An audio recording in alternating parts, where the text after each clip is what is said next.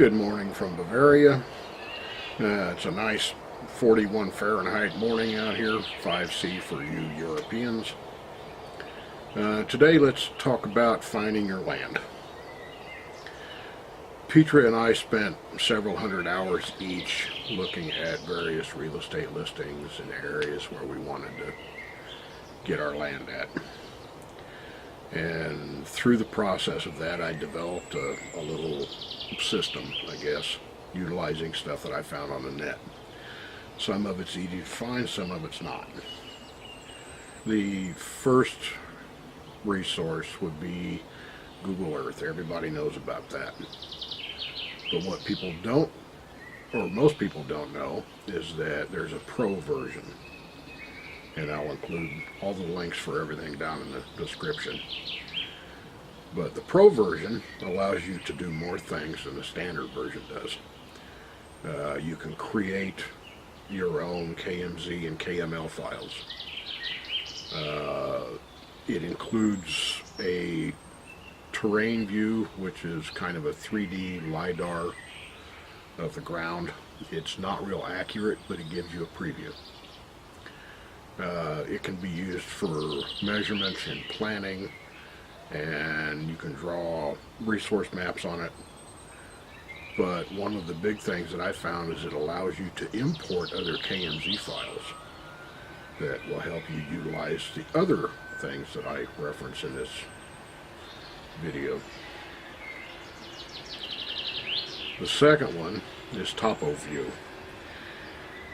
You can download or view any quadrangle map or area map of anywhere in the United States. More importantly, you can download those in a KMZ or a KML file, and you can import them into Google Earth Pro.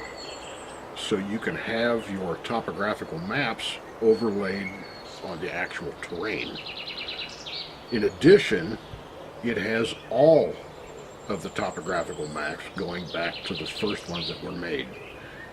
For our place, I have topographical maps that go back to 1936. It's a very good resource in seeing what was there and what's around there. It lists a lot of things on the old maps that aren't listed anymore, like springs or wells that could possibly be on the piece of land that you get. Because we chose the Ozarks, the next resource comes in very handy, but there's also other places in the United States that would be very handy. It's called the Tornado History Project. They have a search and a database of every tornado that has happened in the United States since about 1880, and they've got it mapped. And weather is important, and because of the area that we're in Missouri, that's one of the things that I looked at. In addition to that, or extra to that, or another resource, is the USGS also has interactive fault maps, so you can check to see if the land that you're looking at is on or near a fault zone. Now, most of the United States is pretty safe from that, but there are areas like California and Nevada and some places in the Midwest and on the East Coast that are prone to earthquakes. Okay, it'd be nice to know that. At least it was for us. There's another resource that most people don't know about. It's the Geological Map Database.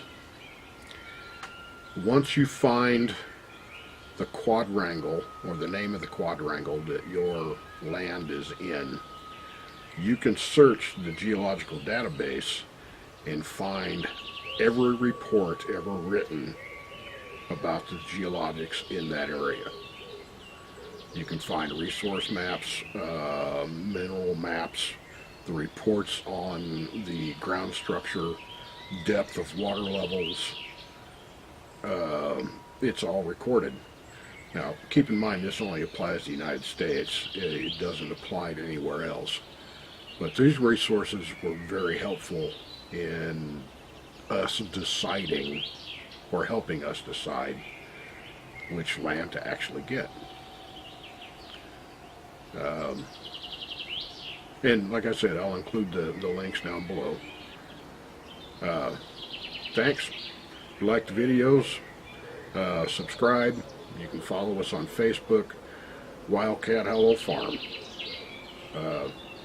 As we said in the introduction video, we're not there yet, but we're getting there, and that's the important thing.